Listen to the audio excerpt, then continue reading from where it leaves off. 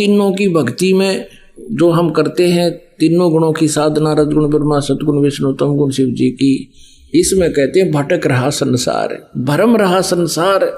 तो आप जी सत्य पुरुष परमात्मा परम अक्षर ब्रह्म की भक्ति करोगे, उसकी पूजा करोगे और बाकी सब आदर और सत्कार सबका करेंगे।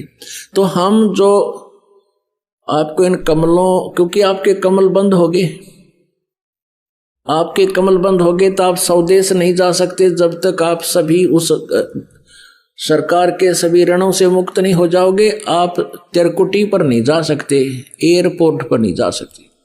तिरकुटी हमारी यहाँ पर है, वैसे यहाँ बताने के लिए यहाँ कहा जाता है इस स्थान पर, और यहाँ है, लेकिन वो है बैकुंठ। तो यहाँ पहुंचने से पहले हमने ये नीचे के सभी कमल, इन कमलों से होकर गुजरना पड़ेगा। हृदय कमल के अंदर जीव का वास है, हृदय कमल से ये सीधा नीचे जाना पड़ेगा इसको। हृदय कमल से ऊपर रास्ता सीधा नहीं है, नीचे मूल कमल में जाना होगा। मूल कमल में गणेश जी का बैरिगेटर पाओगा, वहां पर बैरियर पाओगा, और वहां आप के साथ परमेश्वर होगा। आपके हाथ में वो नो ड्यू सर्टिफिकेट होगा, आपने गणेश जी की मजदूरी करके उसके नाम के जाप की करके और उसको ऋण मुक्त हो चुके हो, और ऑटोमेटिक आपके वहां पर नो ड्यू सर्टिफिकेट लिखा पाओगा। अग जाइए, फिर आप ब्रह्मा जी के उसमें आओगे, बैरिगेट पे ब्रह्मा जी के लोक में जाओगे, इस कमल के में आओगे, वहां से फिर आपको इस नाम के जाप की कमाई से आप वहां से ऋण मुक्त मिलोगे। फिर विष्णु जी के नाभि कमल में आओगे, वहां आप इस मंत्र का जाप जो प्रथम मंत्र में आपको देते हैं, उसकी भक्ति से आपका वो भी कमल साफ मिलेगा रास्ता। फिर हृदय कमल में आओगे, जो आपको भगवान पार्वती और शिव का जाप दिया जाता है। मजदूरी है ये, पूजा नहीं है इनकी। तो फिर वहां आपके इस मंत्र के जाप के जो प्रथम मंत्र में आपको दिया जाता है, इन सभी भगवानों की मजदूरी करने की। उसके बाद फिर कंठ कमल में आओगे, यहाँ दुर्गा जी का वास है, इसका भी आपको एक मंत्र दिया जाता है। उससे फिर आपका यहाँ भी रास्ता साफ मिलेगा, क्योंकि ये देवता है। ये यहाँ के नकली इन ऑफिसों में बैठे जो कलरक आदि हैं, इसकी तरह डंडी नहीं मारे। ये तो कति स्पष्ट पाओगा, जो भी आपका अकाउंट है कंप्यूटर की तरह आपका क्लियर पाओगा आपने, क्योंकि आपने साधना सही कर रखी है। तो और फिर आप आओगे तिरकुटी में। जब पहुंचा जाएगा तिरकुटी में, और ये डुप्लीकेट संत के हैं, हम तो कहते सीधे तिरकुटी में जाते हैं, हम नीचे के कमलों से हमारा कोई लिंक नहीं है, हम तो सीधे तिरकुटी में पहुंच जाते हैं। ये राधा स्वामी वाले सतलोक का ये ठेका ले रहे हैं, सतलोक जान का और सब निवेदन का। ना इनका ज्ञान सही, ना इनके मंत्र जाप सही। और ये क्या कहते हैं, नीचे के हमने कोई लिंक लेना देना नहीं, हम तो सीधे तिरकुटी में जाते। तिरकुटी तो समझो इंटरनेशनल एयरपोर्ट है, और वहां पर जाने से पहले आपने पासपोर्ट बनवाना पड़ेगा। और फिर क्या होगा कि सब नो ड्यू सर्टिफिकेट सभी सरकार के सभी विभागों से लेने पड़ेंगे, और इतना पैसा चाहिए कि जाने का किराया भी हो। तो ये सारा कुछ होलेगा तब आप एयरपोर्ट में जाने योग्य होगे। और अगर आपने वैसे ही पहुंच गए एयरपोर्ट की, वहां जैसे प्लेटफार्म की टिकट कटवा के बैठे रही, वहां पर कौन जान देगा कि तूने। तो इन नकली पंथों ने, ये काल के पंथ हैं, राधा स्वामी पंथ, जय गुरुदेव पंथ, सच्चा सौदा सिरसा वाले का, जगमाल वाले का, ये और यहाँ पर जो ये गंगुआ के अंदर ये 900-600 मस्ताने, ये और ये बाल योगेश्वर और ये सतपाल जी, ये आसाराम जी और ये सुधांशु जी, जितने भी हैं और भी जितने ये संत हैं, पता नहीं इनके नाम में गिनती ना हो, इतने हैं ये चैनल पर रखे न सारे। ये सारे काल के दूत हैं, न कह का नहीं पता किसी ने। और दास सबको प्रार्थना कर रहा कि तुम जवाब दो हमारे उत्तर प्रश्नों का।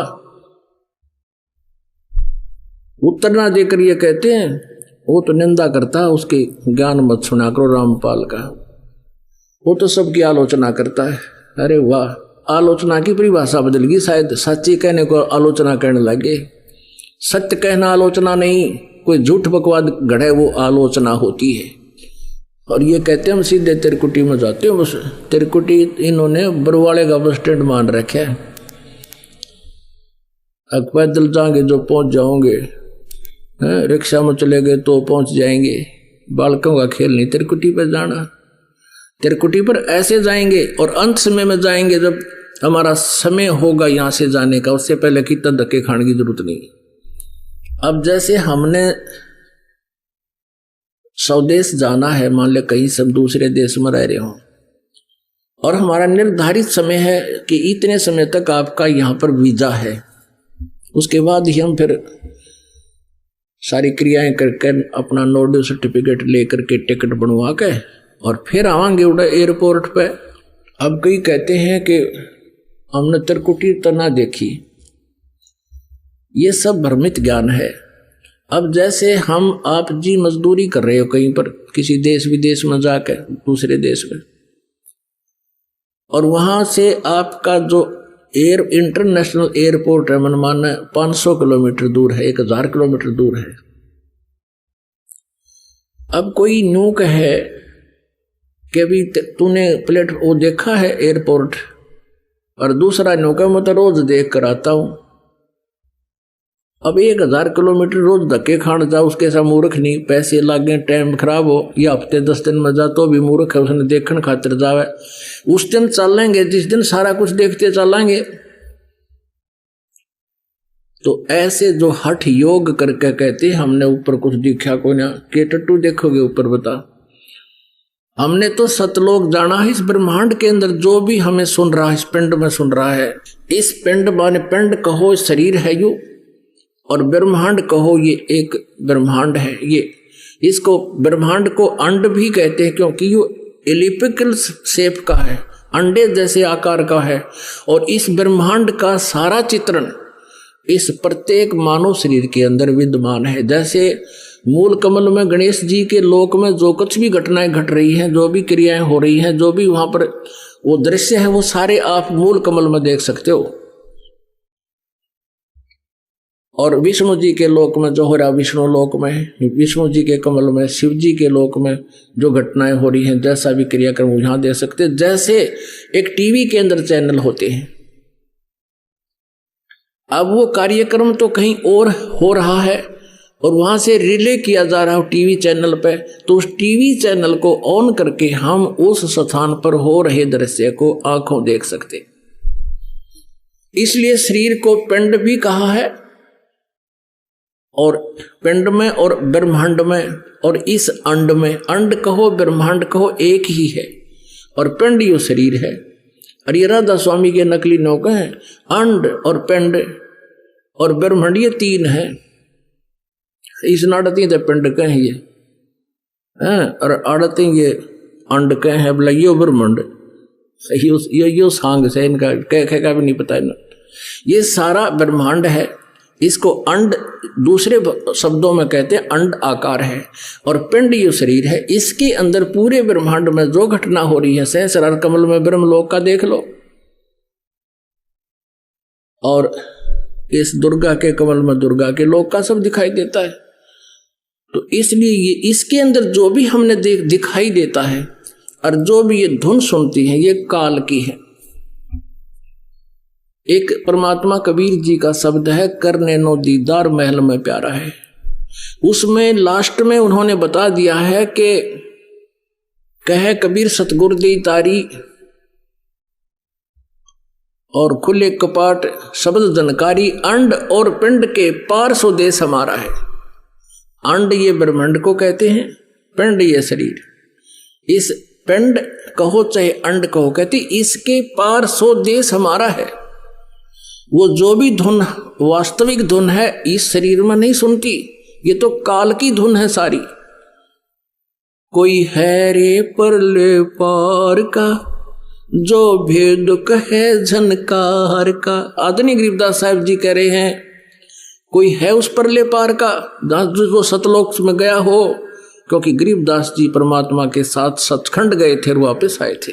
कोई है रे परले पार का, जो भेद कहे झनकार का। कोई है रे परले पार का, जो भेद कहे झनकार का। कोई है ऐसा व्यक्ति जो उस परले पार की, सतलोक की, अंड और पिंड के पार सो देश हमारा है, उसका भेद बतावे। है कोई ऐसा?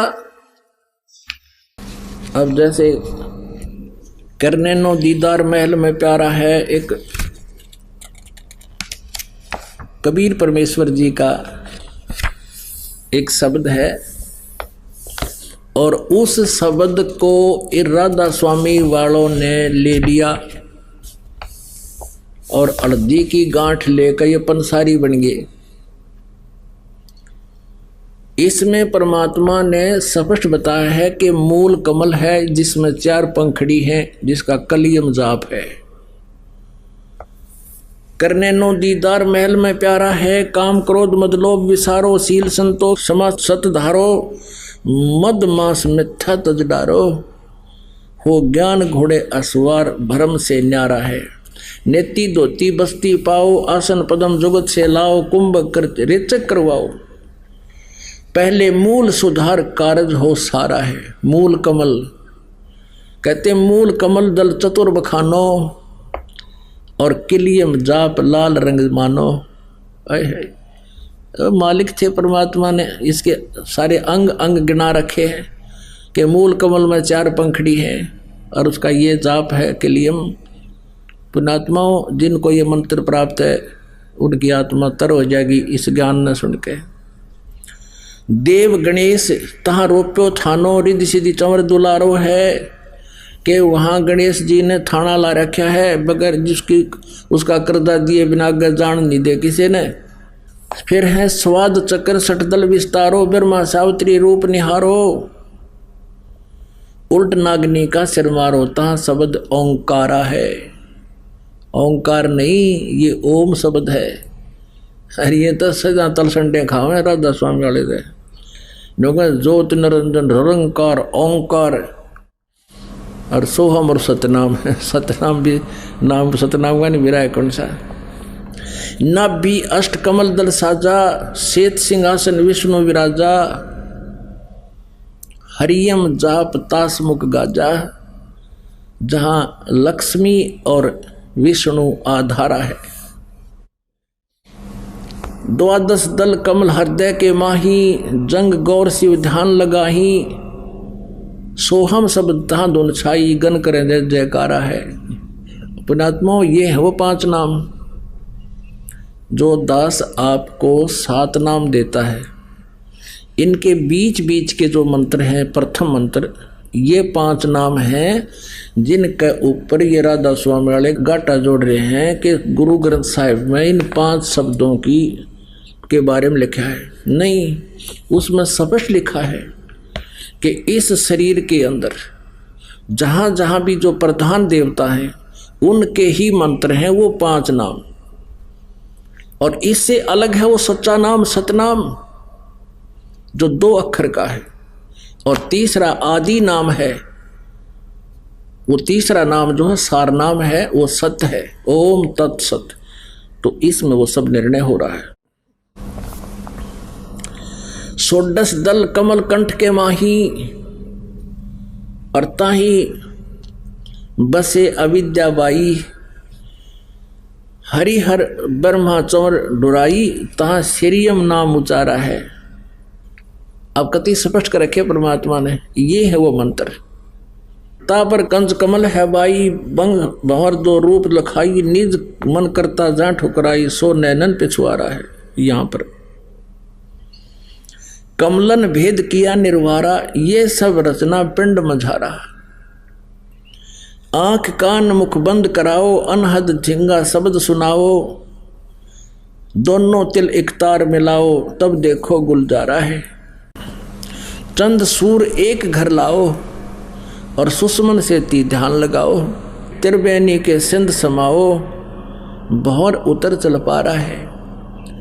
अब यहां बताया है कि चंद सूरज घर एक के लाओ, एक घर लाओ। जैसे आप जी सिमन करोगे ना, सतनाम का श्वास से सिमन होता है। कुछ देर जब सिमन चलेगा, बहुत देर के बाद, तो क्या होता है, ये दोनों स्वर खुल जाते हैं, लेफ्ट एंड राइट। ये कभी कभी होता है।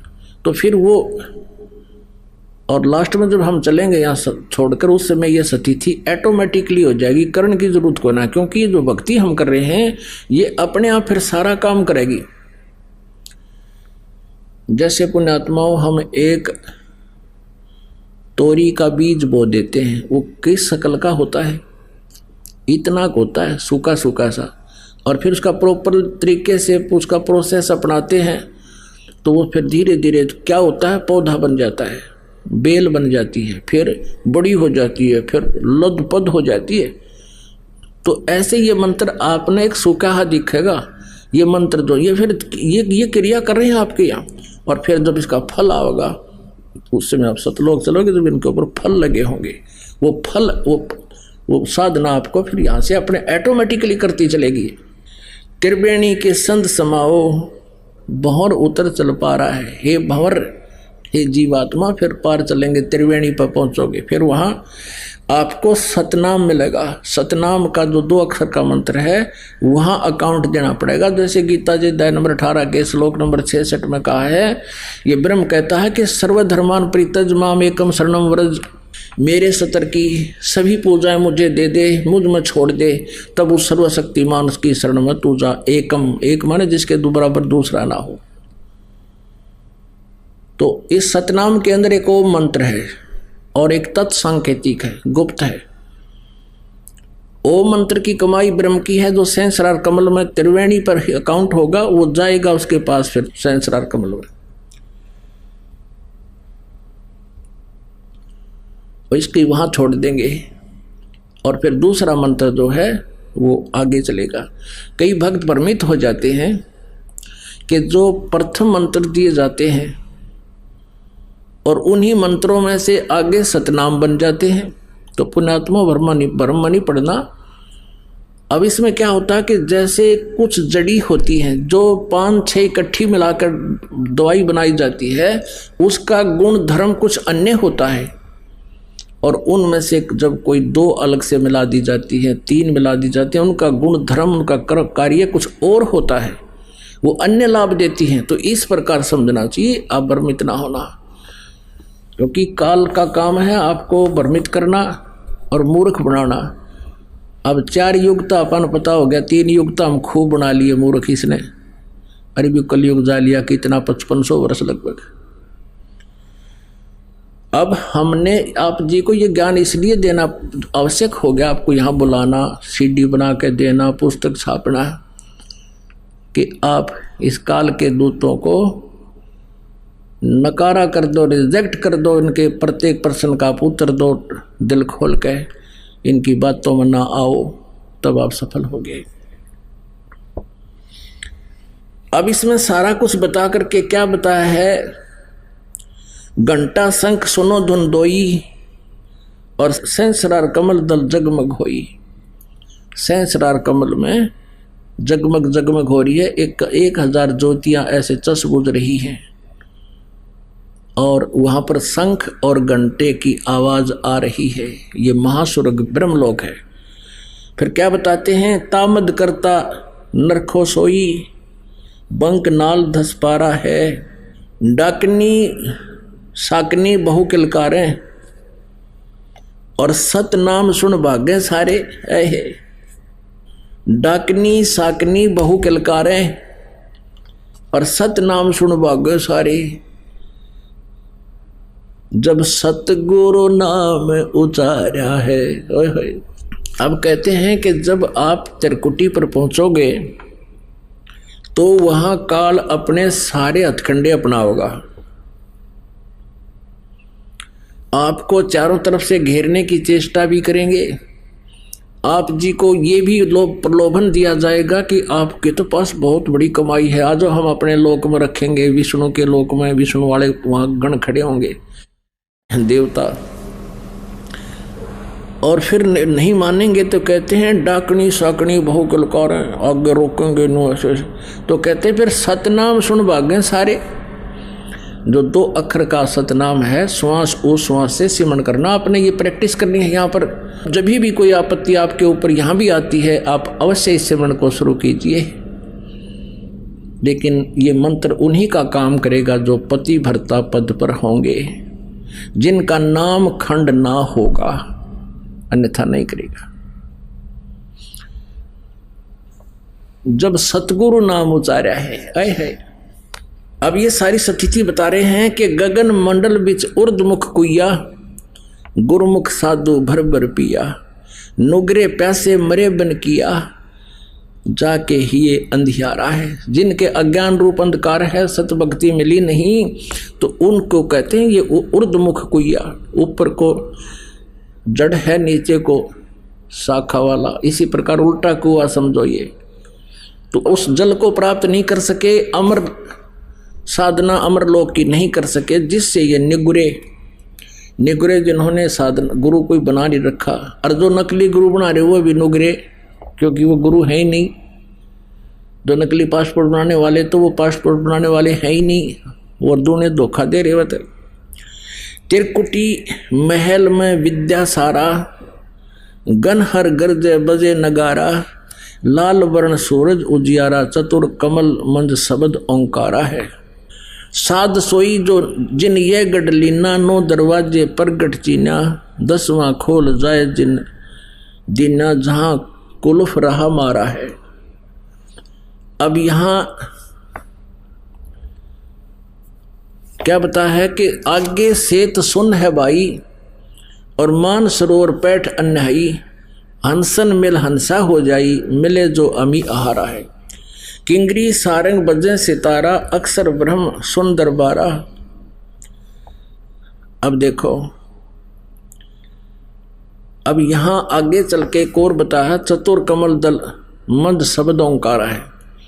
जब हम 11वें द्वार के निकट जाएंगे तो वहां इस काल ने एक और जाल फैला रखा है, जहां इसने तपस्या बना रखी है।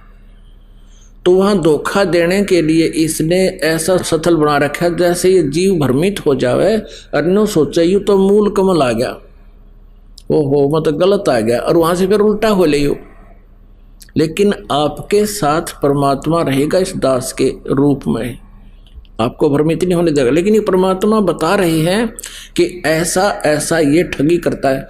फिर उन पुण्य आत्माओं को जो वापस हो लेते हैं, तो उनको फिर ये वहाँ अलग से रखता है, किसी को शिवलोक में, फिर विष्णु लोक में, ऐसे ऐसे ये आगे विस्तार से बताएंगे। अब इतना समय नहीं, हम दूसरे जिस उद्देश्य से सत्संग चला रहे हैं उस पर आते हैं। फिर क्या होता है कि ये अक्षर ब्रह्म, अब हम जो 11 महाद्वार पार करके, जब हम 11 महाद्वार पार करेंगे तो इस अक्षर ब्रह्म का लोक आ जाएगा।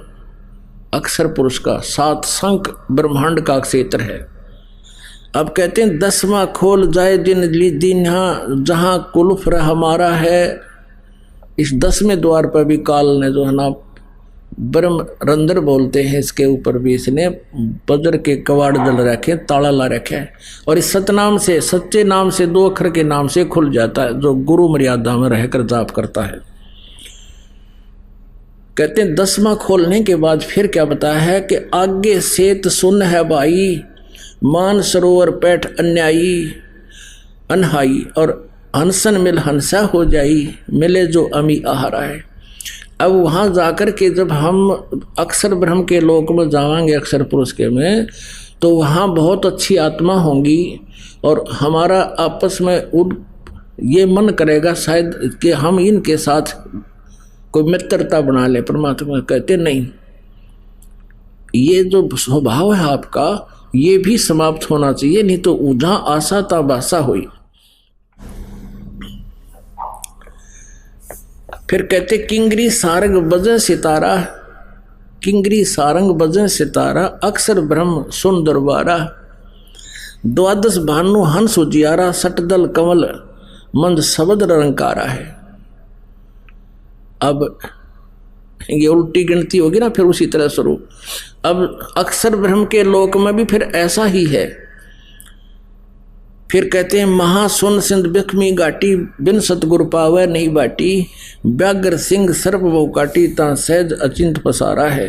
अष्टदल कमल पार ब्रह्म भाई, दहने द्वादश अचिंत रहाई, बाएं 10 दल सहज समाई, यो कमलन निर्वारा है। और पांचों ब्रह्म, पांचों अंड बीनो, और 5 ब्रह्मनी अक्षर चीनो। इस काल भगवान ने बहुत भयंकर एक षड्यंत्र रचा हुआ है, जाल बना रखा है। ब्रह्मलोक के अंदर भी ये सारी रचना डुप्लीकेट बना रखी। ब्रह्मलोक में ये सभी नकली सतलोक, अलखलोक, अगमलोक, अनामी लोक और अक्षर ब्रह्म का लोक, ये सारे बना रखे। तो यहाँ आगे निष्कर्ष निकालते हैं परमात्मा, 4 मुकाम गुप्ता कीनो, जामद बंदी वान दरबारा है, 2 पर्वत के मद निहारो, बहुर गुफा ता संत पुकारो, हंसा करते केल अपारो, ता गुरुवन दरबारा है। 87 दीप रचाए, हीरे पन्ने मैल जड़ाए, मुरली बजत अखंड सदाए, ता सोहम झनकारा है।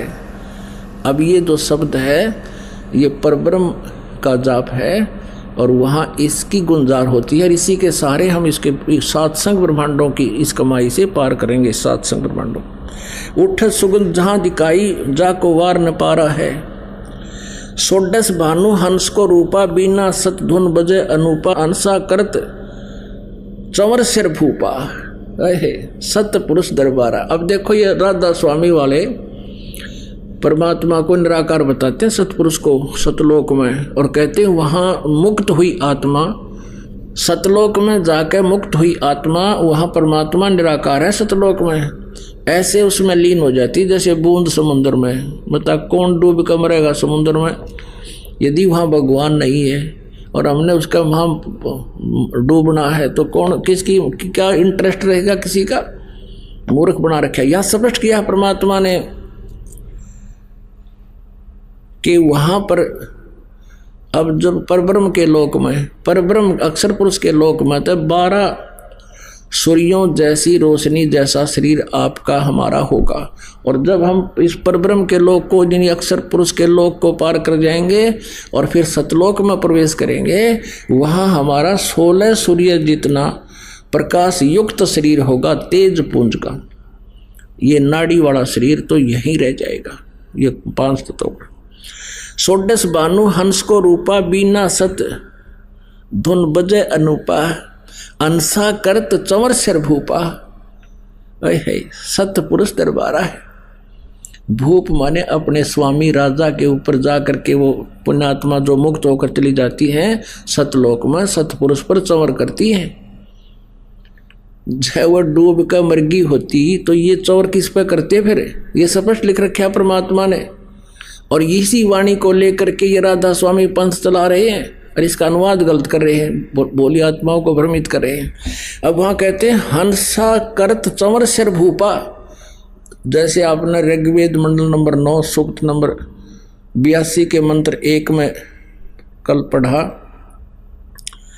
आज सुबह भी देखा कि वो पूर्ण परमात्मा पाप नाशक है और राजा के समान दर्शनीय है।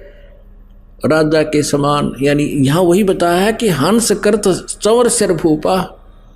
उस भूप यानी उस राजा के तुल्य सबके स्वामी परमेश्वर के सिर पर चंवर करते, वहां जाकर खुश होकर अपने भगवान पे। और ये सतपुरुष दरबारा है, ये हो सतपुरुष का दरबार। कोटि भानु उदय जो होई, एते ही पुन चंद्र खिलोई। करोड़ सूर्य करोड़ चंद्रमा मिला दे, ऐसा पुरुष रोम सम एक न हुई, ऐसा पुरुष दीदारा है। उस सतपुरुष के एक रोम कूप की भी शोभा इनसे भी अधिक है, करोड़ सूर्य करोड़ चंद्रमा से भी। और ऐसा दर्शन है उस परमात्मा सतपुरुष का, साकार है। ये आगे अलख लोक है भाई, फिर अगम लोक है, फिर अलग अलग बताए। फिर लास्ट में निर्णय दिया है, कहते हैं काया भेद किया निर्वारा। ये सब रचना पिंड में झारा। अब जो भी कहते हैं परमात्मा ये है तो सतलोक में भी, लेकिन तुम्हें जो बताया जा रहा है वो इस पिंड के अंदर काल ने अपनी माया दुर्गा से ये झूठे नकली यही व्यवस्था इसमें रचना करवा रखी है और तुम इसी में उलझे हुए हो। काया भेद किया निर्वारा, ये सब रचना पिंड में झारा, पिंड मानी शरीर में, और माया अवगत जाल पसारा, सो कारीगर भार्या है। आदि माया की नी चतुराई, ओए होए, यह दुर्गा इस काल की पत्नी है और इस को परमात्मा ने शब्द शक्ति दे रखी है और निरंजन के आदेश से, काल के आदेश से ये सब इसकी व्यवस्था कर रही है। कहते हैं आदि माया दुर्गा किन्हीं चतुराई और झूठी बाजी पिंड दिखाई, इस शरीर में बना दी, इस ब्रह्मांड में। अवगत रचना रची अंडमाही, ओए है, अवगत की रचना, सतलोक वाली रचना कहते इसने इस अंड में, अंड कहो चाहे ब्रह्मांड कहो, इसमें रच दी झूठी। आदि माया किन्हीं चतुराई झूठी बाजी पिंड दिखाई। यो पिंड शरीर में जो दिखे ना कमला में और जो धुन दान सुने, कहते हैं झूठी वह उस सतलोक की, और ये इसने रचना बना दी इस पिंड में, ब्रह्मांड में। जहां जहां भी ये शब्द हो रहे हैं उनकी आवाजें यहां सुनती हैं चैनलों में, और ये सुना है इस ब्रह्मांड की, इस अंड कहो ब्रह्मांड कहो, ये एक है और पिंड ये शरीर है। अब यहाँ जो घटना हो रही है, सारे जो भी कहीं बाजे बज रहे हैं, धुन हो रही हैं, वो सारी शरीर में सुनाई देती है। तो ये सारी काल की धुन है, इसमें जो भी हम देखते हैं सुनते हैं वो सब काल की है। इन तमने करना के ये जाल है काल का। क्या बताते हैं? अवगत रचना रची अंडमाही, ताका प्रतिबिंब डारा है। अवगत उस परमेश्वर वाली सतलोक वाली रचना इस दुर्गा ने उसका प्रतिबिंब डाल दिया, उसका जो है एक फोटो खींच दिया, उसका नकल कर दी बस, लेकिन वो ओरिजिनलिटी उसकी नहीं है। शब्द विहंगम चाल हमारी, कहे कबीर सतगुरु दे तारी, खुले कपाट शब्द झनकारी, पिंड अंड के पार स्वदेश हमारा है। पिंड ये शरीर, अंड ये एक ब्रह्मांड है। कहते इस अंड और पिंड के पार स्वदेश हमारा है। अब जो भी इसके अंदर हमें सुनाई देता है इसका पिंड में, शरीर में, ये सब काल की ही धुन सुन रही है। और इसमें ये 150 साल हो गए कान फुड़वाते ने राधा स्वामी वाला ने बेचारे बोले श्रद्धालु। अब श्रद्धालु ने तो ये गए थे संत मान के, जैसे कोई रोगी है और किसी ने बहुत बड़ा बोर्ड लगा रखा है डॉक्टर का और दुनिया की लाइन लग रही है। ये डॉक्टर के बोर्ड को देख कर सभी अपना औषधि लेते हैं और खा रहे हैं और आराम किसी ने जाना, कोई भूत बन गया, कोई पितर बन गया।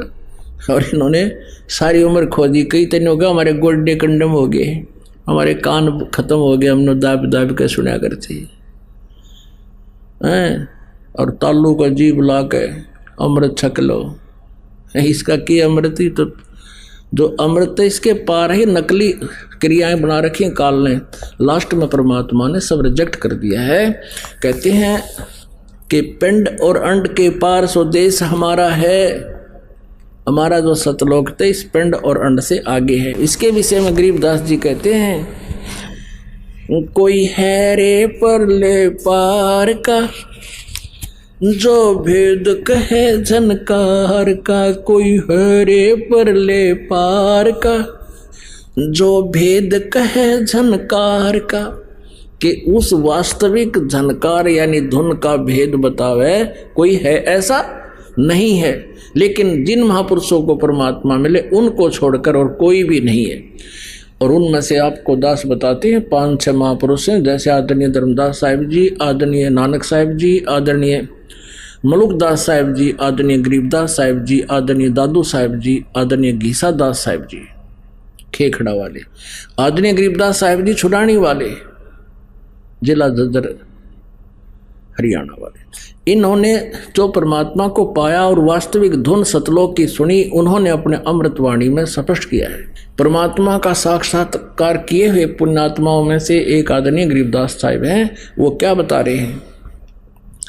वाह रही सुख दे, वाह रही ब्यास, वाह रही पारा सर पर कास। वार माने उरली तरफ, पार नहीं हुए। कोई हैरे परले पार का जो भेद कहे झनकार का।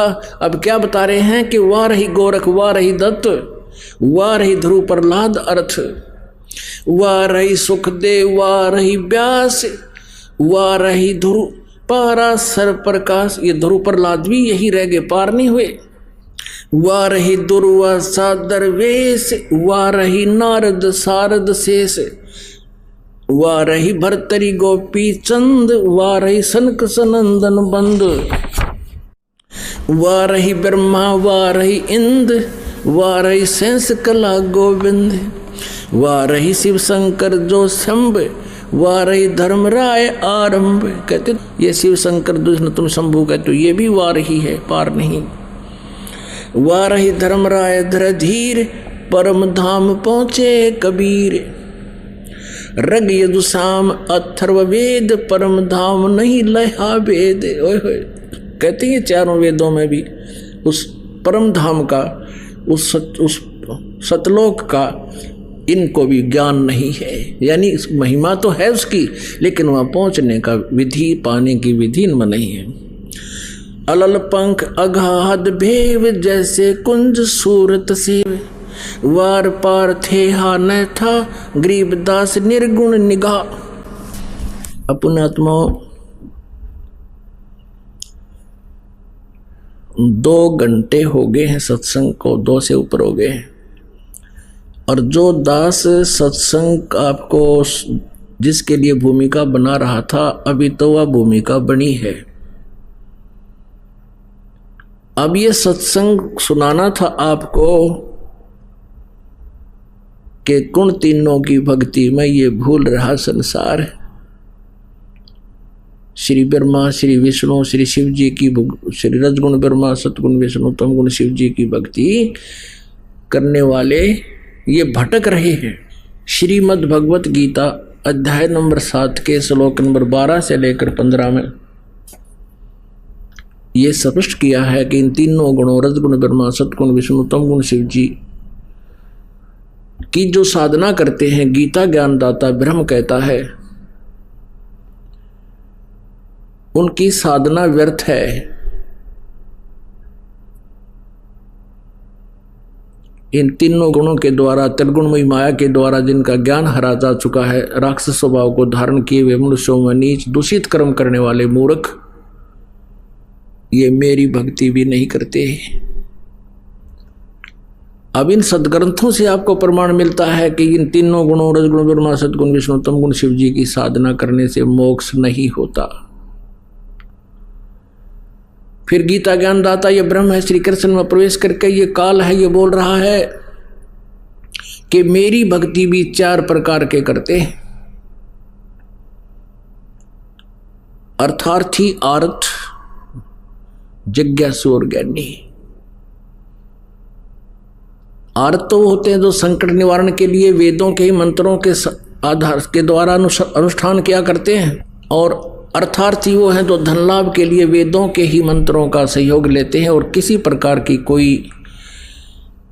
किसी आरती का सहयोग नहीं लेते, जैसे जय गणेश देवा इस तरह की नहीं लेते हो। और तीसरे जिज्ञासु होते हैं जो परमात्मा पाने की तरफ में घर से निकले, आगे नकली गुरु मिल गए और उनसे खतरा ज्ञान इकट्ठा किया, वक्ता बन गए, वो भी रिजेक्ट, तीनों रिजेक्ट कर दिए गीता ज्ञानदाता ने। फिर कहा कि चौथे हैं ज्ञानी। अब ज्ञानी वो आत्मा होती हैं जिनको ये पता लग गया कि भाई मनुष्य जीवन बार बार नहीं मिलता, और मनुष्य जीवन पाकर जब सत साधना नहीं की, जन्म मरण का रोग नहीं कटा, तो यूजलेस है ये जीवन भी। उनको इतना भी ज्ञान हो जाता है कि इन तीनों गुणों पर आन उपासना नहीं करनी चाहिए, ब्रह्मा विष्णु महेश तक की पूजा से भी मोक्ष नहीं है। तो उन्होंने वेदों को पढ़ा, वेदों से स्वयं निष्कर्ष निकाल लिया, ओम नाम फाइनल मंत्र, और ब्रह्म इनका फाइनल गॉड हो गया। आप निष्कर्ष निकाल के, क्योंकि इनको तत्वदर्शी संत नहीं मिला जो गीता जी अध्याय नंबर 4 के श्लोक नंबर 34 में जिसके विषय में कहा है, क्योंकि गीता ज्ञानदाता ब्रह्म है और वो गीता ज्ञानदाता कहता है कि मैं नहीं जानता उसके विषय में, ना गीता में वर्णित वो ज्ञान मैं बता भी नहीं सकता, वो तत्वदर्शी संत बताओगे, उनसे पूछो। और तत्वदर्शी संत की भूमिका करने के लिए परमात्मा चारों युगों में आते हैं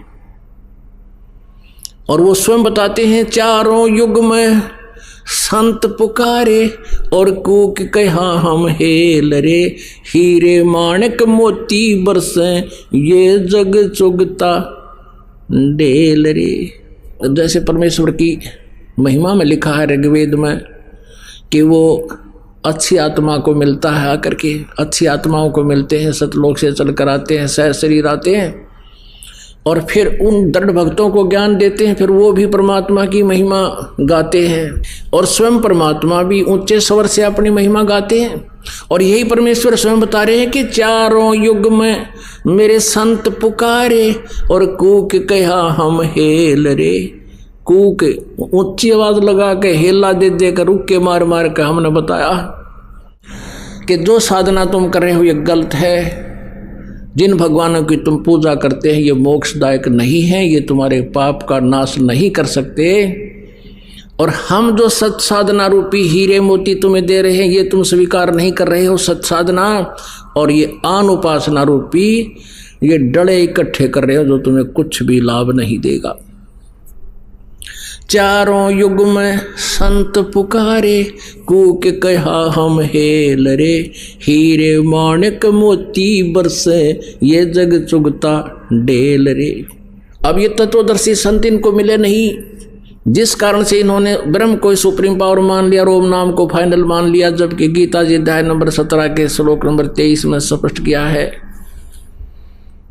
कि सच्चिदानंद घन ब्रह्म के पाने का ओम तत्सति निर्देश है ब्रह्मण त्रिविध समर्थ है। वो सच्चिदानंद घन ब्रह्म के पाने का 3 मंत्र का जाप है। ओम ब्रह्म का, तत् ये अक्षर ब्रह्म का, और सत्य है ये परम अक्षर ब्रह्म का। तत् और संत ये सांकेतिक है, ये दास बता सकता है इस पृथ्वी पर और किसी के पास नहीं। अपने आत्मा इनकी इतनी भी बुद्धि काम नहीं करी कि वेद कह रहे हैं कि परमात्मा वास्तविक ज्ञान पर पूर्ण परमात्मा का तो कोई संत देगा, ऋषि देंगे, जो वेदों वर्णित नहीं है। और ये वेदों बगाटा जोड़ रहे, वेद पढ़े पर भेद न जाने ये बाचे पुराण 18,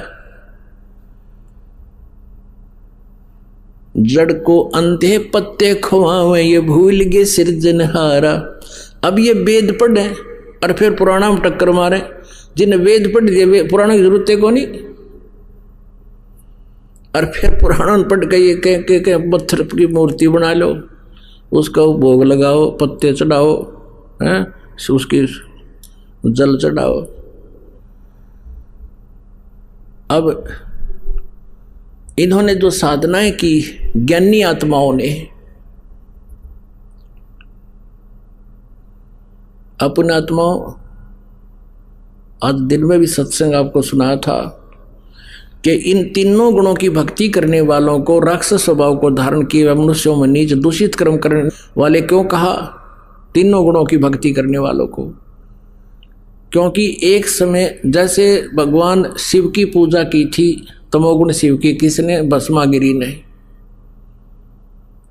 और भस्मागिरी ने तपस्या करके भगवान शिव से भस्म कड़ा प्राप्त कर लिया, और उसके मन में क्या दुष्टता थी कि शंकर जी को मारूंगा, पार्वती को अपनी पत्नी बनाऊंगा।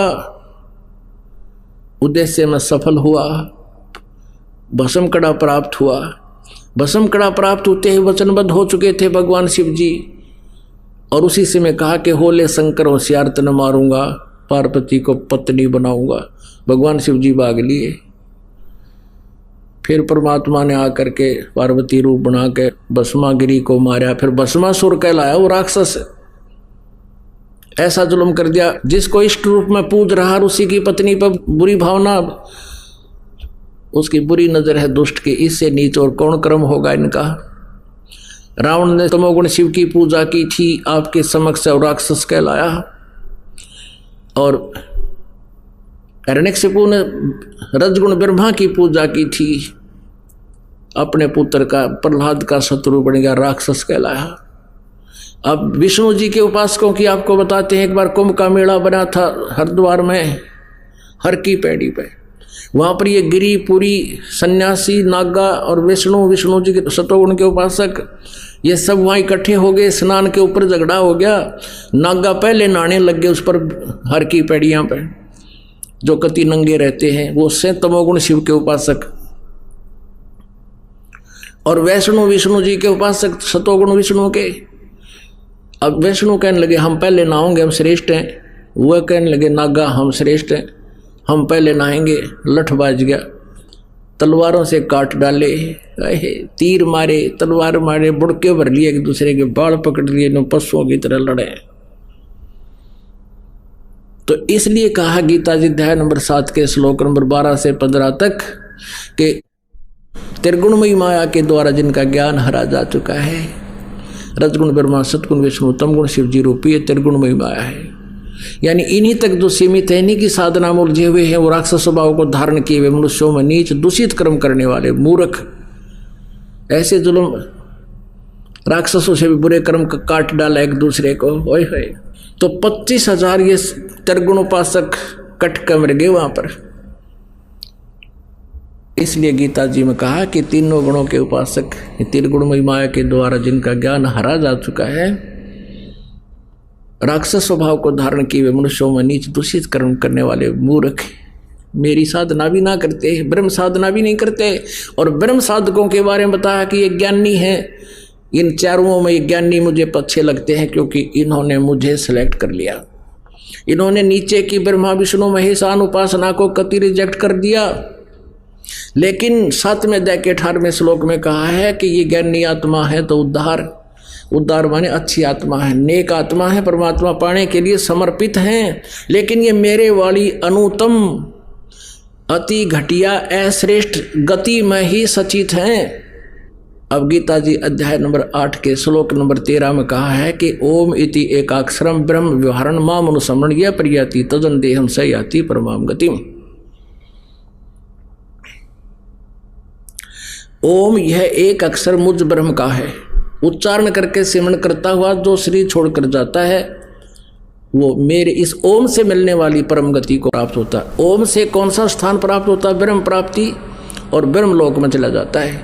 8वें अध्याय के 16वें श्लोक में गीता जी में कहा कि ब्रह्म लोक पर्यंत भी ये वो पुनरावृत्ति में वहां गए हुए प्राणी भी जन्म मृत्यु में आते हैं, ये सदा सुखी नहीं रह सकते। गीता जी अध्याय नंबर 4 के श्लोक नंबर 5 और 9 में गीता ज्ञानदाता कहता अर्जुन तेरे और मेरे बहुत जन्म हो चुके, तू नहीं जानता मैं जानता हूँ। गीता जी अध्याय नंबर 2 के श्लोक नंबर 12 में गीता ज्ञानदाता कहता अर्जुन तू पहले भी जन्मा था, मैं भी जन्मा था, और हम आगे भी, और ये सब सैनिक भी आगे जन्मेंगे, पहले भी जन्मे थे। इससे सिद्ध है कि गीता ज्ञानदाता भी अविनाशी नहीं है, नाशवान है, इसकी जन्म मृत्यु होती है, और जिस व्यक्ति की जन्म मृत्यु होती है वो सुखी नहीं हो सकता। इसलिए गीता ज्ञानदाता कहता है कि तू तत्वदर्शी संतों की खोज कर, 4 अध्याय के 34वें श्लोक में,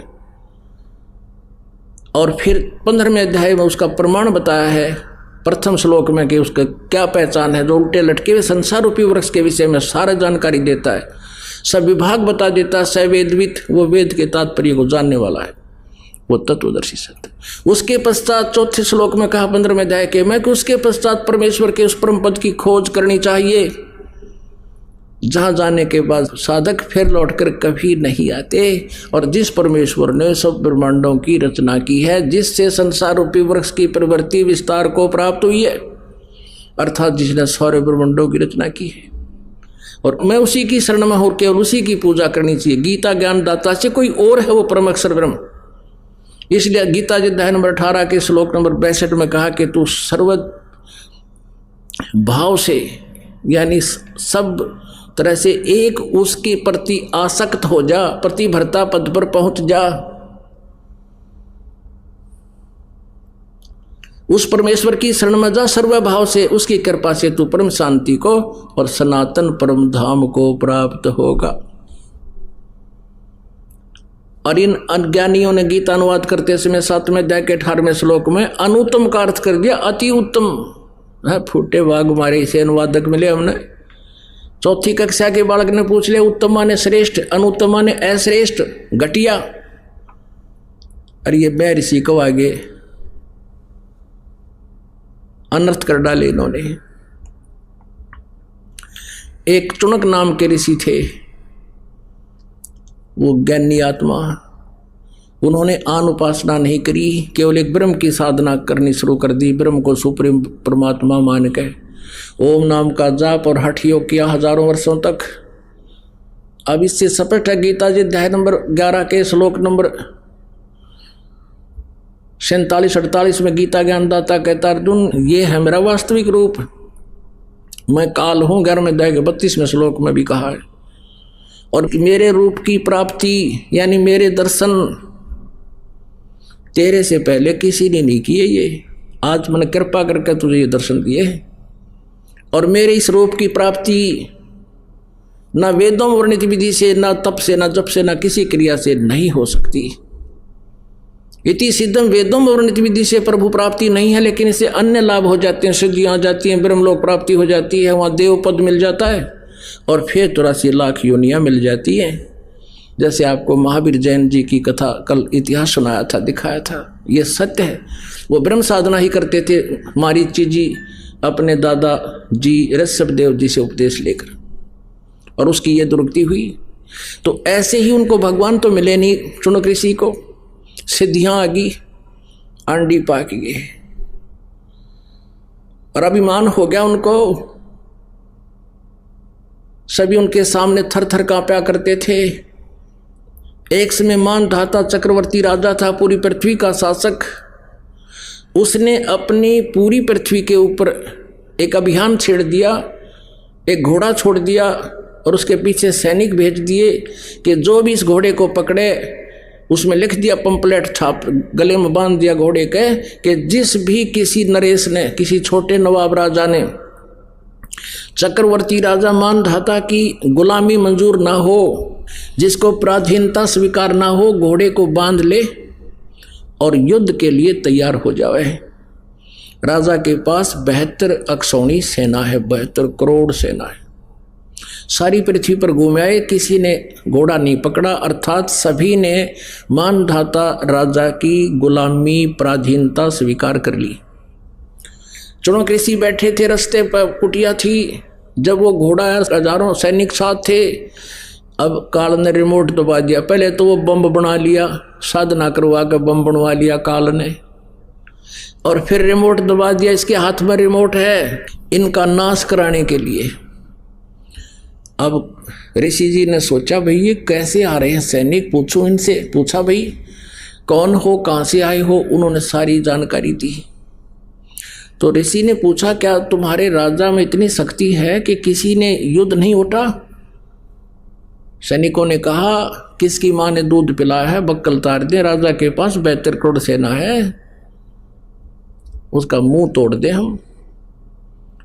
अब ऋषि ने सोचा, भाई इनको अभिमान हो गया, ये अभिमान ठीक करना चाहिए। ऋषि कहने लगा, तूने ऋषि के मैंने ये घोड़ा पकड़ दिया और युद्ध ओट लिया, स्वीकार कर लिया तुम्हारे राजा का। अब वो सैनिक सिपाही कहने लगे, रे कंगले तेरे दाने खाना नहीं है, और तू युद्ध ओटेगा मानधाता चक्रवर्ती राजा का, तेरी क्यों साथ बोल दे रही है? तू अपना माला फेर ले, चुपचाप अपना काम है वो कर ऋषि जी, क्यों पंगे में पांदे है तू?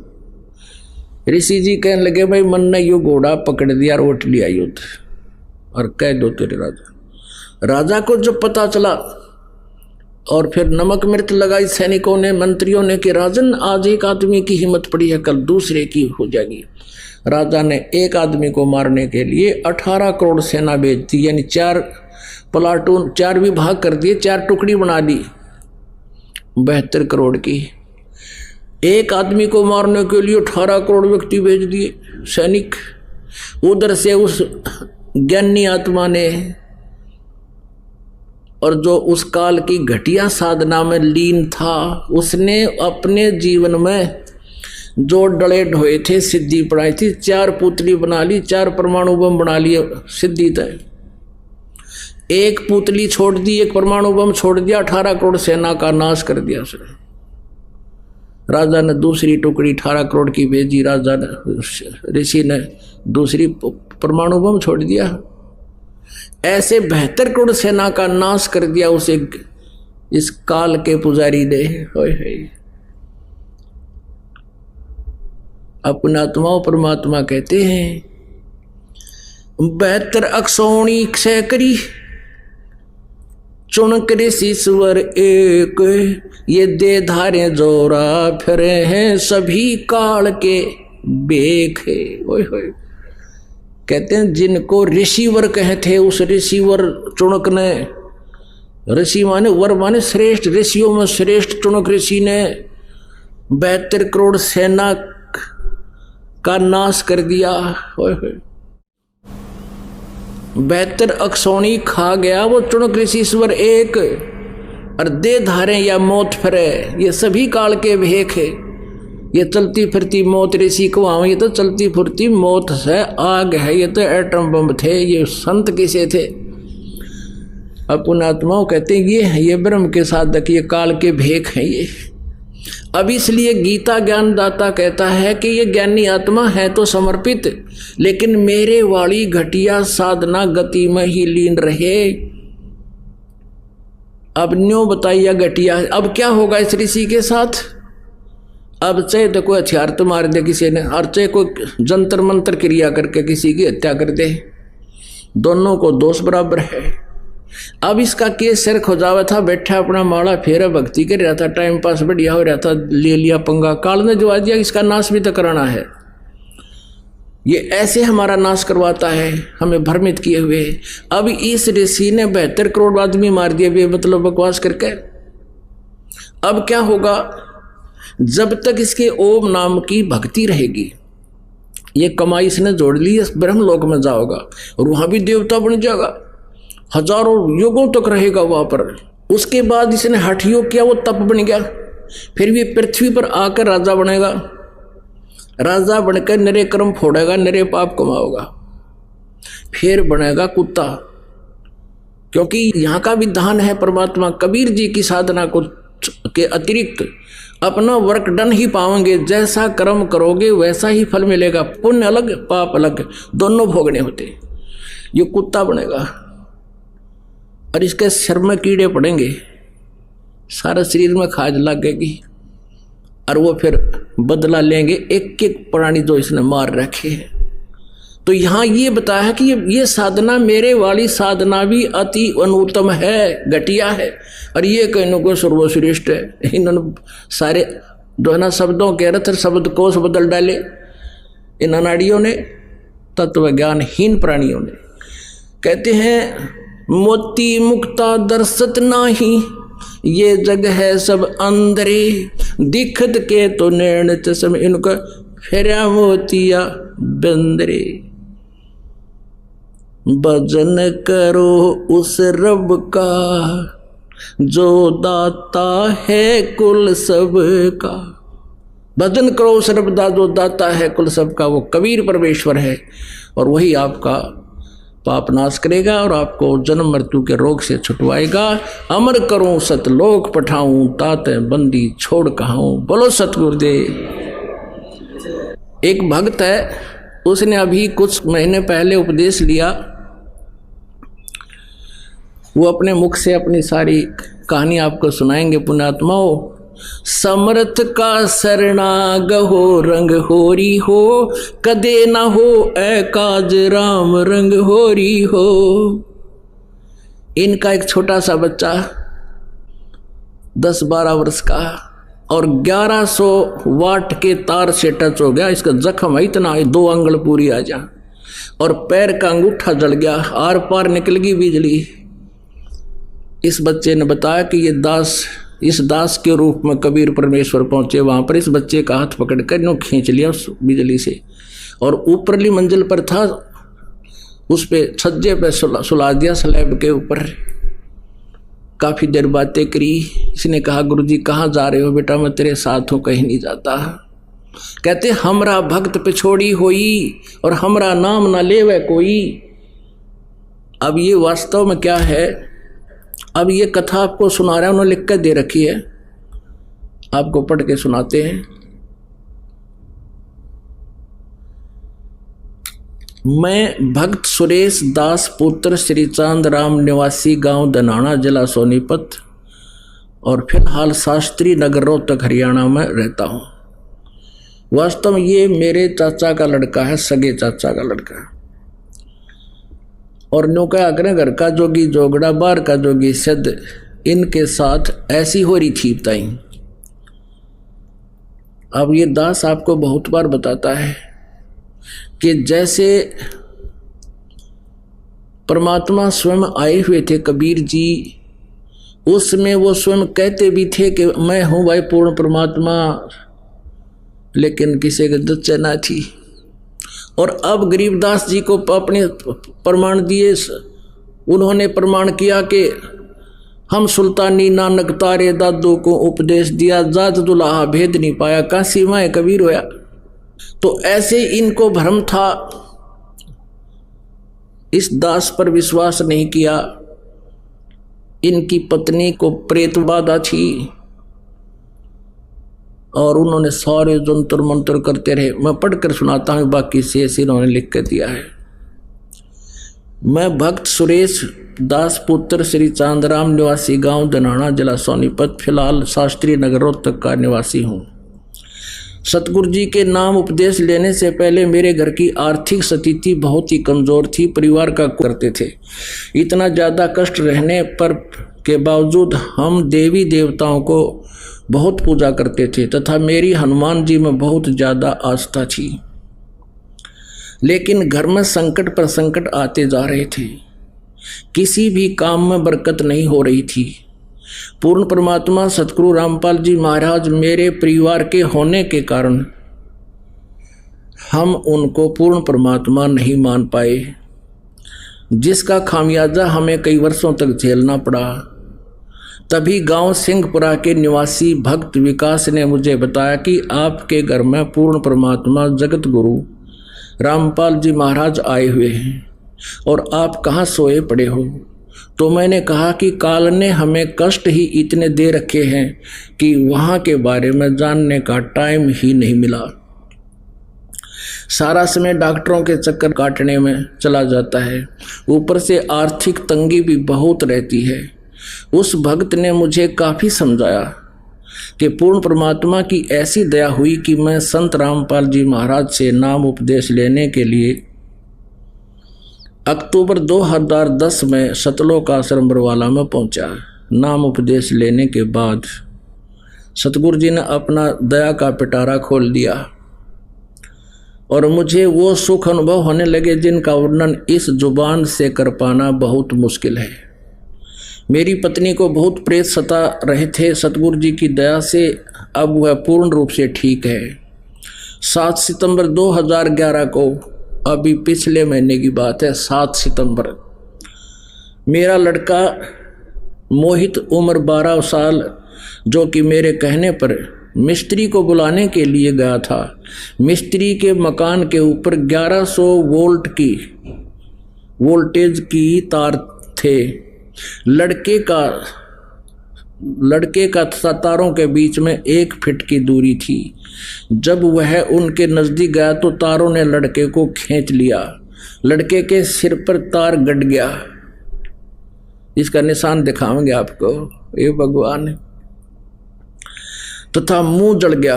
बिजली सारे शरीर में प्रवेश करके पैर के अंगूठे की हड्डी को तोड़कर निकल गई। उसमें मेरे लड़के को सतगुरु रामपाल जी महाराज बहुत ही चमकदार शरीर यानी तेजोमय शरीर सहित दिखाई दिए। उन्होंने लड़के का हाथ पकड़कर छज्जे पर लटा दिया। फिर लड़के की और सतगुरु जी की बात हुई तथा जब सतगुरु जी जाने लगे तो लड़के ने पूछा, गुरु जी कहाँ जा रहे हो? क्योंकि बेहोश था उस टाइम लड़का और आत्मा से बातें हो रही थी। सतगुरु जी ने कहा, बेटा मैं तेरे साथ हूँ, तू घबरा मत। उसके बाद हम लड़के को हॉस्पिटल में ले गए। वहाँ पर भी लड़के को गुरुजी दिखाई दिए और मेरे लड़के ने कहा कि गुरुजी मेरे साथ हैं, तुम घबराओ मत।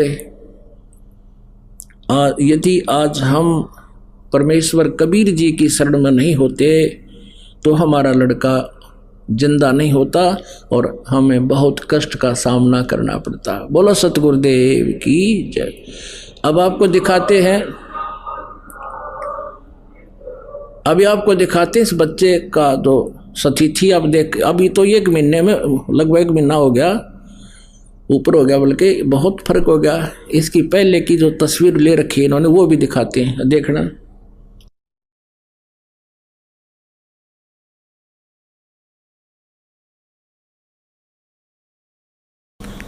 दिखा भाई, इनको बुला इधर।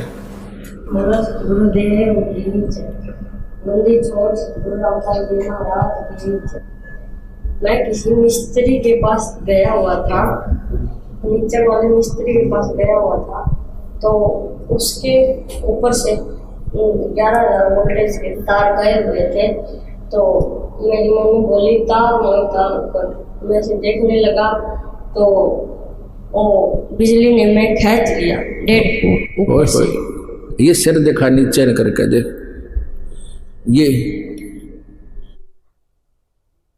ये निशान पड़ रहा है लड़के का, ये नीचा कर गर्दन थोड़ी सी, ये देख उतर जाएगी वो। ओए होए होए, ये बंदी छोड़। ये तो 1 महीने के बाद ये सतिथि 2 उंगल पूरी आ जाए, इतना खड्डा था इस बच्चे का। पैर का अंगूठा देखो इसका है। अब तो ये बहुत ठीक हो गया ना, कति कंडम होया पड़ा था उस दिन। अपने आत्माओं समर्थ का शरणाग हो, रंग होरी हो, कदे न हो ए काज राम रंग होरी हो। हमरा भक्त पे छोड़ी होई, तुम्हारा नाम ना लेवे कोई।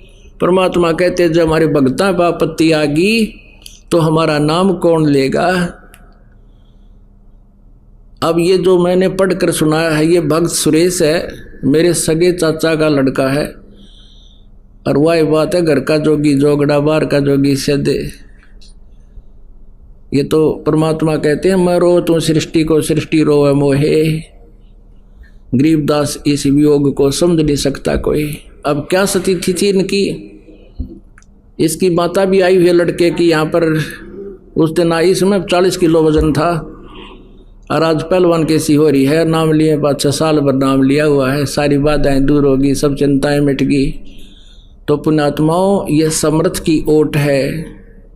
दुख द्वंद उपादम जीव बंधे, समर्थ की नहीं उपासा है। इस समर्थ की उपासना ना करने से हम दुख पा रहे हैं। समर्थ की आड़ में होने के बाद कहते हैं ये उन्हीं की सुनवाई होती है, उन्हीं के ये दुख दूर होते हैं। ये लड़का मृत्यु को प्राप्त होना था अगर ये शरण में नहीं होते।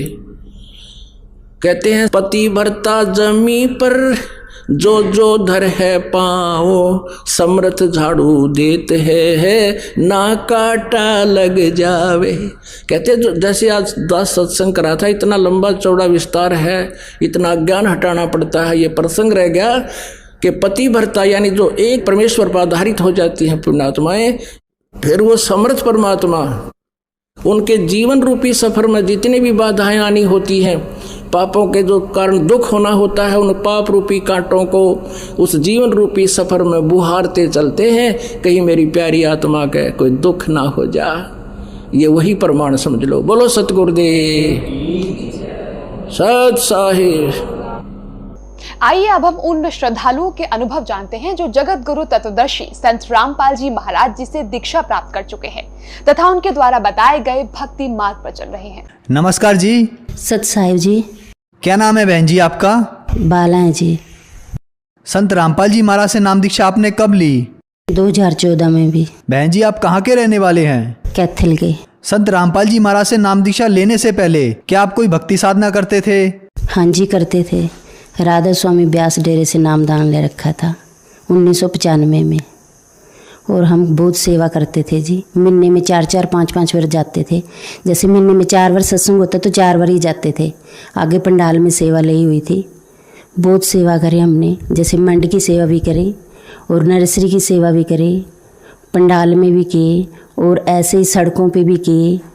बहुत ज़्यादा सेवा की जी।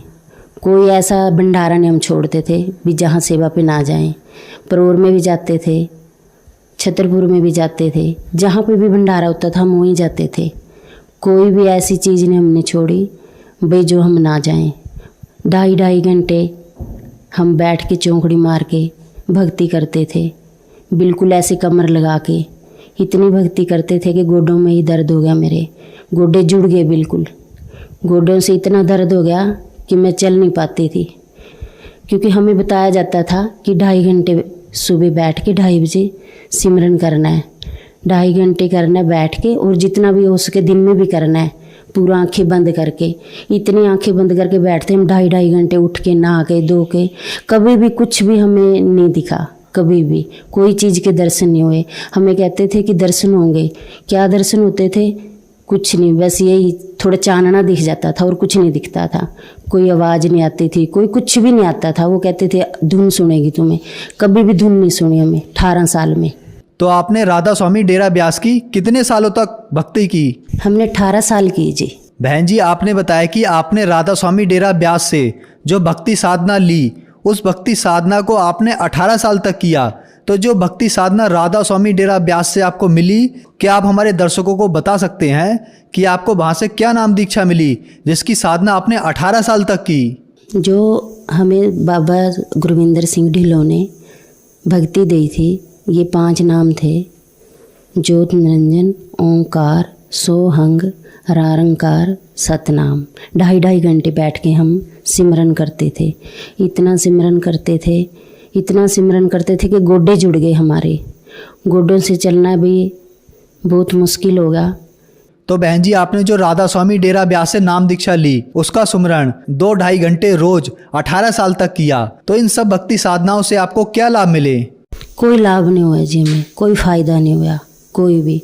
उससे गोडे और जुड़ गए मेरे, कमर और जुड़ गई, कमर जवाब देगी बिल्कुल। चलने में इतनी ज़्यादा दिक्कत आती थी मुझे, मैं चल नहीं पाती थी। जैसे ही चलती थी कभी गोडों में दर्द होता था, कभी कमर में। और इतनी ज़्यादा भक्ति करते थे, इतनी ज़्यादा सेवा करते थे। अस्पताल की 10-10 दिन की सेवा जाते थे हम, जो स्टेशन पे है। कभी अंदर, कभी आई कैंप लगते थे तब जाते थे, कभी वैसे सेवा आती थी तब जाते थे। इतनी सेवा करी, इतनी सेवा करी, कोई लाभ फ़ायदा नहीं हुआ हमने कोई भी। उसके दौरान बेटे को और ज़्यादा दिक्कत होगी, थायराइड की प्रॉब्लम होगी बेटे को। बहुत इलाज करवाया, कोई राम नहीं आया। बस करते चले हम भक्ति, फिर भी लोक लाज में भी क्या कहेंगे हमें दुनिया वाले। करते रहे, कभी कोई लाभ फ़ायदा नहीं हुआ। उल्टा हमारी दुकान बढ़ने लगी, तो हमारी दुकान नहीं बनी। दुकान बनने के बजाय कमेटी वालों ने हमारे ऊपर ही केस डाल दिया, और जितना भी मटेरियल था सारा उठा के ले गए, कुछ नहीं छोड़ा हमारे पास। हमारे ऊपर केस डाल दिया उन्होंने। हमने फिर बाबा जी से अरदास करी कि बाबा जी हमारे साथ ऐसे से बन गया। बाबा जी ने बोला, बेटा ये तो तुम्हारे कर्मों का ही है, कर्मों का है, ये तो तुमने भुगतना ही पड़ेगा। हम बहुत साल केस लड़े, बहुत साल। वो केस हमारा बीच में ही छूट गया, और ना ही हमारी दुकानें बन पाई। बीच में ही दुकानें रह गई, बीच में ही हमारा केस लटक गया, और इतना पैसा लगा, कोई भी क्लियर काम नहीं हुआ। फिर भी हम भक्ति करते रहे। इसके अलावा हम शिव जी के भंडारे लगाते थे, और देसी घी के लगाते थे। शिवरात्रि से अगले दिन पहले पूरे दिन और पूरे रात हम हवन करते थे। मेरे जो पिताजी थे, ससुर जी, वो पूरी रात हवन करते थे देसी घी के, पंडितों को बुला के। पहले मंदिर में करते थे, फिर घर पे करने लगे। हर साल हमने ये भंडारे कम से कम 20 साल लगाए देसी घी के, और साथ में मेरे पति भी करते थे। इतनी हमने उनकी भी भक्ति साधना करी। वो बचपन से ही करते थे मेरे ससुर जी, तो फिर हम भी इसी उसमें लगे थे, और चोरी से हम मान लो उधर से नाम ले रखा था हमने। तो ये भक्ति करते उनसे भी कोई, हमें शिव जी से भी कोई लाभ फ़ायदा नहीं मिला। मेरे पति जी के और उल्टा पेट में दर्द रहने लग गया। हमने बड़ी दवाई इलाज करवाए, पटाले में भी दिखाया, कैथल में भी, कोई डॉक्टर ऐसा नहीं छोड़ा। अल्ट्रासाउंड, MRI, हर चीज़, एक्सरे और टेस्टों का तो कोई घाटा ही नहीं भगत जी। सब जगह दिखाया, कोई राम नहीं आया उनको। दर्द ऐसे रहता ही था, ऐसे कहते थे मेरे पेट में ऐसे लगता है मुझे कोई चीज़ है, जैसे वो सिलगती रहती है हर टाइम। भी दर्द रहता ही है, कभी कमर में दर्द हो जाता, कभी गुद्दी में, कभी पेट में दर्द हर समय रहता था। तो हम तो पूरा परिवार भगत जी कई कई दिन व्रत भी रहते थे। और जो जैसे श्राद्ध वगैरह आते हैं उनमें भी पाठ रखवाने, और जो नराते आते हैं इनमें भी पाठ रखवाते थे। और मैं खुद शेरा वाली की इतनी भक्ति करती थी, बहुत ज़्यादा। रात को जैसे नराते आते, रात को 2:30 बजे ही मंदिर में चली जाती थी। हमारे घर से लगभग 2-3 किलोमीटर है। रात को जैसे रामलीला के दिन होते, रामलीला खत्म होती तो मैं तभी चली जाती थी नंगे पैरे। उधर से भी मेरे को कभी कोई लाभ फायदा नहीं हुआ। बड़े व्रत रखे, परनवासी के भी व्रत रखती थी मैं, सोमवार के भी रखती थी। सोमवार के मैंने कई कई दफ़ा रखे 16-16, कभी दूध के रखती थी, कभी चूरी के रखती थी, कभी फल के रखती थी, कभी कोई चीज़ के रखती थी। कभी कोई लाभ फायदा नहीं हुआ भगत जी हमें। तो बहन जी, आपने बताया कि आपके परिवार में आपने राधा स्वामी डेरा ब्यास से नाम दीक्षा ली हुई थी और उनकी 18 साल तक भक्ति साधना की। इसके अलावा आपके परिवार वालों ने आपने शिवजी भगवान की भक्ति की, भंडारे लगाए और शेरों वाली माता की भी भक्ति की, व्रत भी किए। तो इन सब भक्ति साधनाओं से आपको कोई लाभ नहीं मिला, बल्कि आपके परिवार में आर्थिक नुकसान हुआ, आपको शारीरिक नुकसान भी हुआ। आपके पति के पेट में दर्द रहता था। तो ये सब दुख झेलते झेलते आपको संत रामपाल जी महाराज के बारे में जानकारी कहाँ से मिली? संत रामपाल जी 2002 में कैथल में आए थे जी। वहाँ से पता लगा हमें, जैसे लॉसमेंट हो रही थी भी, यहाँ पे एक संत जी आएंगे, संत रामपाल जी, नाम दीक्षा लेनी है, सत्संग सुनना। तो मेरे पति और बड़ा बेटा चला गया, वहाँ से वो नाम लेके आ गए संत रामपाल जी से। तो वो जैसे ही भक्ति करते, हम कहते आप ये क्या कर रहे हो, हम तो शिव जी को मानते हैं या राधा स्वामी को मानते हैं, आप क्या कर रहे हो? वो कहते हम संत रामपाल जी की भक्ति लेके आए हैं। हम कहते हमें नहीं ये पसंद है जो आप ऐसे प्रणाम कर रहे हो, लुक लुक के ये कर रहे हो। दरवाज़ा बंद कर लेते थे जब वो परमात्मा को प्रणाम करते थे, संत रामपाल जी को दरवाज़ा बंद कर लेते, तो हम हटा देते उनको, ये नहीं करना। कि मैं खुद इतना गलत बोलती थी गुरु जी को, संत रामपाल जी को, ऐसे ऐसे शब्द बोलती थी। मैं आज सोचती हूँ मेरी जुबान कट क्यों नहीं गई जो मैं ऐसे शब्द बोलती थी परमात्मा को। मुझे भगत जी समझाता, जो मेरे पति जी हैं, भाई नहीं ये परमात्मा आए हुए हैं। मैं कहती नहीं, हमने इससे नाम नहीं लेना, हम तो राधा स्वामी ब्यास से जुड़े हुए हैं, हमने नाम लेना। ऐसे वो कहते रहते हमारे को सभी को भी आप भी नाम ले लो, आप भी। हम 15 मेंबर हैं घर के, हम कोई उनकी बात नहीं मानने को तैयार होता था। बस फिर बड़ा बेटा को उन्होंने समझाया, ज्ञान गंगा दी, भी बेटे आप ये पढ़ो, और मेरे से तो कोई नहीं मान रहा है, परमात्मा ही दया करेंगे इनके ऊपर, आप पढ़ो और इनको समझाओ। फिर बड़े बेटे ने किताब पढ़ी ज्ञान गंगा, उनको समझ लगी, उन्होंने सत्संग सुना परमात्मा का, संत रामपाल जी का। उनको जैसे जैसे समझ आता रहा, उन्होंने अपनी जो पत्नी है उसको दिलवाया पहले परमात्मा का ज्ञान, संत रामपाल जी का। जब वो दोनों ले आए, फिर वो हमें समझाने लगे, तो भी मम्मी आप नाम लो, ये परमात्मा आया। हम कहते ना, तुमने ले लिया ठीक है, हमने ये नाम नहीं लेना, और ना ही हमारे समझ में आता है ये। मैं फिर गलत बोल देती थी, तो मेरा बेटा कहता मम्मी आप गलत मत बोलो, ये परमात्मा, आप एक दिन रोओगे, पछताओगे। मैंने कहा मैं नहीं रोती, तुम खुद रोओगे। वो फिर ऐसे हम माने नहीं। उसने फिर क्या करा, अपने सास ससुर को नाम दिलवाया करनाल से, उनको समझाया, वो मान गए, उन्होंने नाम ले लिया। उसके सास ससुर और साला जी को, तीनों को उनको दिलवाया। फिर कहते मम्मी देखो उन्होंने भी ले लिया, वो तो मेरे सास ससुर हैं और आप तो मेरी मम्मी हो और मेरे भाई बहन हो, ये मेरी मम्मी है, अभी आप क्यों नहीं मान रहे? मैं कहती ना। जैसे सत्संग शुरू होता संत रामपाल जी का, हमें वो ऐसे पकड़ पकड़ के लेके जाता, ऐसे गोदी में जैसे उठाते हैं बच्चों को, ऐसे लेके जाता, आप बैठ जाओ मम्मी, आप ना समझो, आप सुनो तो सही क्या कह रहे हैं। मैंने कहा ना, मैंने तो देखनी नहीं, इनकी शक्ल नहीं देखनी। इतना गलत बोलती थी जी मैं, इतना गलत बोलती थी, बयान नहीं कर सकती मैं, इतनी गलत गलत बातें कहती थी। तो वैसे ऐसे ही परमात्मा की दया हुई जी। मेरी नंद की बेटी की शादी बरवाला में हुई थी, संत रामपाल जी के आश्रम में। तो मेरी सिस्टर भी शादी में आई, तो मेरी सिस्टर को इतना अच्छा लगा यहाँ का माहौल, यहाँ की भक्ति, यहाँ के बंदे सब भगत जी करके बात कर रहे थे, तो इतनी ज़्यादा उनको अच्छा लगा, तो वो नाम लेके चले गए। तो फिर ऐसे धीरे धीरे करके 2014 में 7वें महीने में हम पूरे 15 के 15 मेंबर जुड़ गए। एक ही महीने में पूरा परिवार ने नाम ले लिया। बहन जी, जैसा कि बताया जाता है कि संत रामपाल जी महाराज से नाम दीक्षा लेने वालों को बहुत लाभ मिलते हैं, और आपको तो बहुत सारे दुख भी थे। तो क्या संत रामपाल जी महाराज से नाम दीक्षा लेने के बाद आपको कोई लाभ भी मिले? सर जी इतने लाभ हुए, अगर मैं जैसे शाम को गिनाने लगूं तो दिन निकलाएगा, अगर सुबह गिनाने लगूं तो रात हो जाएगी। इतने लाभ दिए परमात्मा ने हमें। जो हमारी दुकान का केस चला हुआ था कमेटी में, जो नहीं बनी थी, परमात्मा से हमने अरदास लगाई उसकी भी, परमात्मा संत रामपाल जी से, परमात्मा हमारी ऐसे से दुकान का केस चला हुआ है और हमें कमेटी वाले बनाने नहीं दे रहे हैं भी, हम क्या करें। परमात्मा ने कहा, संत रामपाल जी ने, बेटे आप दुकान बनाओ, कोई भी आपको रोकने नहीं आएगा, आप निश्चिंत होकर बनाओ। जैसे भगत जी हमने परमात्मा से प्रार्थना लगाई और परमात्मा ने हमें आदेश दिया, बनाओ बेटे, कोई नहीं आएगा और किसी को भी एक रिश्वत की 5 पैसे भी नहीं देने, बिल्कुल भी, और कोई भी नहीं आएगा तुम्हारे पास। ऐसे ही हुआ भगत जी। हमने पहले तो हम रात को बना रहे थे दुकान, जब हमारा सामान ले गए थे उठा के। जब हमने परमात्मा संत रामपाल जी से नाम लिया, हमने दुकान दिन में बनाई और कोई भी भगत जी, सर जी, कोई भी कमेटी वाला नहीं आया, किसी ने एक पैसा नहीं मांगा। हमने 2 दुकानें बनाई, शोरूम बनाए बड़े बड़े, तो कोई भी नहीं आया, कोई भी। सबसे पहला लाभ तो ये है कि हम सच्चे परमात्मा की भक्ति में जुड़े और हमें मोक्ष प्राप्त होएगा, पक्का होएगा, 101% होएगा। दूसरा लाभ हमें ये दुकान बने हमारे जी। तीसरा लाभ, हमारे छोटी बहू के 3-4 साल शादी को हो गए थे, उसको बच्चा नहीं होता था। हमने डॉक्टरों पे चेकअप भी करवाया, सब कुछ करवाया, तो डॉक्टर ने बोला ऑपरेशन करवाना पड़ेगा। फिर परमात्मा से संत रामपाल जी से हमारी छोटी बहू ने नाम दीक्षा ली। नाम दीक्षा लेके परमात्मा से प्रार्थना लगाई, संत रामपाल जी से, संत रामपाल जी से प्रार्थना लगाई। परमात्मा, डॉक्टरों ने ये बताया कि इसको बच्चा नहीं होगा। परमात्मा ने कहा कि बेटा भक्ति करो, जैसे ही भक्ति करोगे परमात्मा अपना आप दया करेंगे। नाम लेने के बाद हमारी छोटी बहू को 9वें महीने बेटा हुआ। आज उसको दोबारा से फिर 3 साल के बाद फिर दूसरा बेटा हुआ। फिर उस पहले नॉर्मल हो गया उसको, अब फिर जैसे 2-3 दिन तकलीफ रही, बड़ी टेंशन में हो गए हम। ऐसे टेंशन में हो गए कहीं प्रेशर ना हो जाए। हम लोगों को जैसे कहते हैं कि हमारे परमात्मा ये करते हैं, ये करते हैं, तो हम मन में मैं प्रार्थना लगा रही हूँ परमात्मा से, गुरु जी आप ही दया करोगे, ये ना हो इसका ऑपरेशन हो जाए। फिर हमने प्रार्थना लगाई परमात्मा पे, परमात्मा ऐसे ऐसे डॉक्टर कह रहे हैं ऑपरेशन की तरफ जा रहा है केस, ये नॉर्मल नहीं होएगा।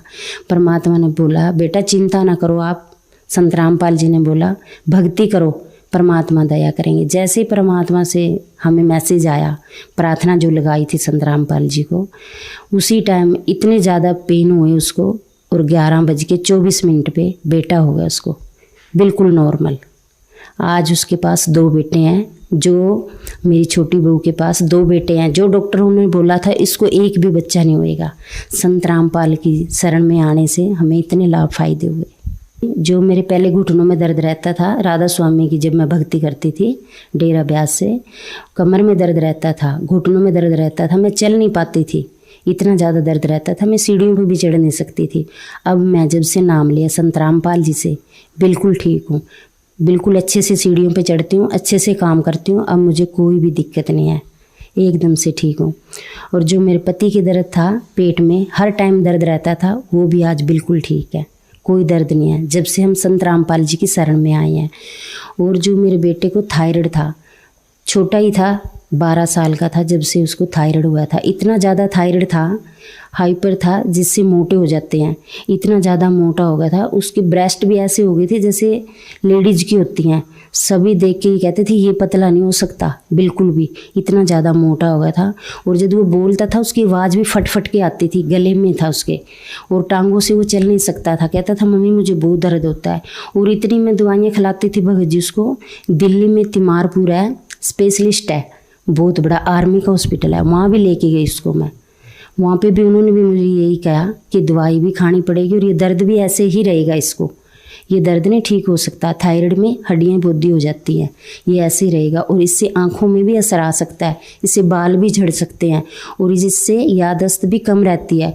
और वाकई में ऐसे रहता था पहले मेरा बेटा, जैसे स्कूल जाता था उसको कोई जैसे सर पूछते थे क्वेश्चन आंसर, वो भूल जाता था, उसको कुछ भी याद नहीं रहता था। मुझे आके कहता था मम्मी मुझे कुछ भी याद नहीं रहता और मेरे को सर मारती भी हैं जब मैं सुना नहीं पाता। तो भगत जी मैं बहुत ज़्यादा परेशान होती थी भी, एक तो बच्चा और ऊपर से पढ़ाई और ऊपर से इसको ऐसी बीमारी लगी जो ये कभी भी ठीक होने वाली नहीं है। जब से हम संत रामपाल जी महाराज की शरण में गए मेरा बेटा बिल्कुल ठीक है। और पहले उसकी हाइट भी नहीं बढ़ती थी, आज मेरा बेटा 6 फुट का है, इतनी हाइट बढ़ गई और बिल्कुल सही शरीर है, कोई भी दिक्कत नहीं। आज उसको कोई पाँव में दर्द नहीं है, कोई भी पढ़ाई में इतना अच्छा है। अभी भी कोटा गया हुआ था, मेडिकल लिया है उसने कोचिंग के लिए, इतनी अच्छी पढ़ाई करता है परमात्मा की दया से। संत रामपाल जी महाराज की शरण में आई जब से हम, बिल्कुल एकदम सही है भगत जी। तो बहन जी आपने बताया कि संत रामपाल जी महाराज से नाम दीक्षा लेने के बाद आपके पूरे परिवार में बहुत से लाभ प्राप्त हुए, जबकि राधा स्वामी सत्संग डेरा ब्यास से जब आप जुड़े हुए थे तो आपके परिवार में दुखों का पहाड़ टूट गया था। और राधा स्वामी डेरा ब्यास से जुड़े हुए श्रद्धालु भी आपको जरूर सुन रहे होंगे, तो आप उन सबको क्या संदेश देना चाहेंगे? राधा स्वामी में जो भी जुड़े हुए हैं मेरे भाई बहन, मेरे साथ के भी बहुत हैं जी, मैं उनको कहती हूँ जो भी राधा स्वामी ब्यास में जुड़ा हुआ है वो संत रामपाल जी महाराज की शरण में आओ और आके भक्ति करो। पूर्ण परमात्मा संत रामपाल जी महाराज के चोले में आए हो कबीर साहब, पूर्ण परमात्मा है, समर्थ भगवान है। आप जल्दी से जल्दी इनकी शरण में आओ और अपना मोक्ष करवाओ। बहन जी संत रामपाल जी महाराज की शरण में कोई आना चाहे तो कैसे आ सकता है? संत रामपाल जी महाराज की शरण में अगर कोई आना चाहे बहुत ही आसान है जी। संत रामपाल जी महाराज के सत्संग चलते हैं चैनलों में, कई चैनलों पे सत्संग आते हैं टीवी पे, उन चैनलों पे नीचे पट्टी चलती है कि उन पे नंबर आते हैं, फ़ोन नंबर, उनके ऊपर फ़ोन नंबरों पे फ़ोन करो और वो जो भी पास में नामदान केंद्र है नज़दीकी का पता बताएंगे, वहाँ से जाके नामदान लो।